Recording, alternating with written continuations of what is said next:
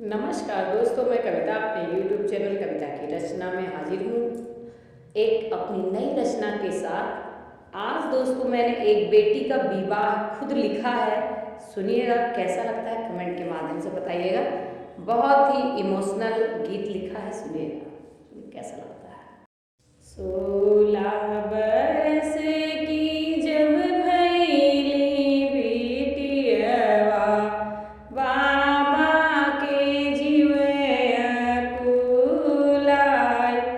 चारे दिशा बाबा बरही तो खोजे, बेटी जोगे बर नाही पाई जी। चारों दिशया बाबा बरे खोजे जाई, बेटी जोगे बरे नहीं पाई जी। खोजते खोजते बाबा हर मानी गईले, तब जाके ब्याह हुए पाई जी।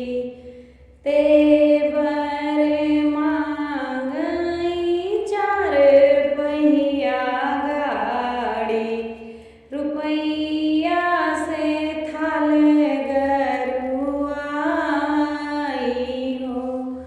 ओ सेवर मांगई 4 चक्का गाड़ी, रुपया से थाल गरुआई हो। दुआरे पे मांगई वही 8 तोला सोना, पूरे घर के चैन गढ़ाई हो। दुआरे पे मांगई वही 8 तोला सोनवा, पूरे घर के चैन गढ़ाई हो। इतना दहेजवा कहाँ से लाई बेटी, तब तोहरा ब्याह रचाई हो।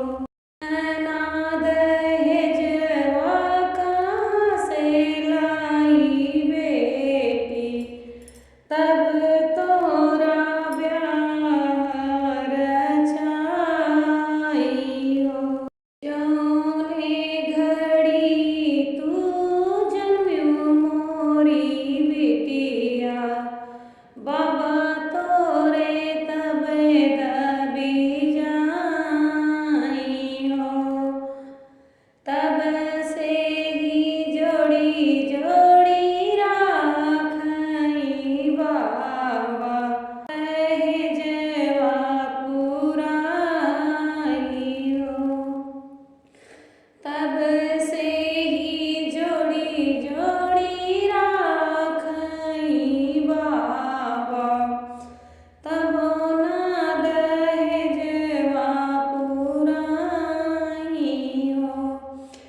तोरे जन्म पर दुखी भये बाबा, यही सब सोच धराई हो।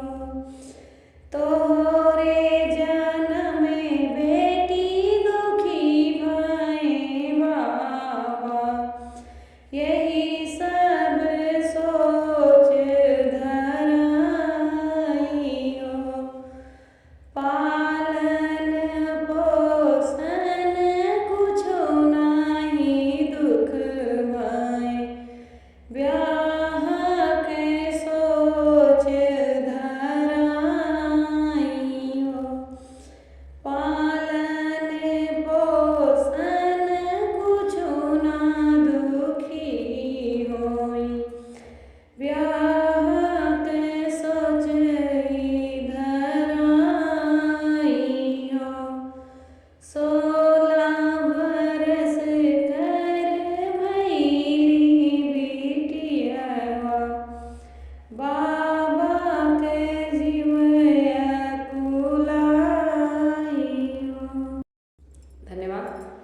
आपको मेरे गीत कैसे लगे कमेंट के माध्यम से बताइएगा। ये मेरा लिखा हुआ विवाह गीत था। और चैनल पर नया हो तो सब्सक्राइब कीजिएगा, वीडियो को लाइक कमेंट और शेयर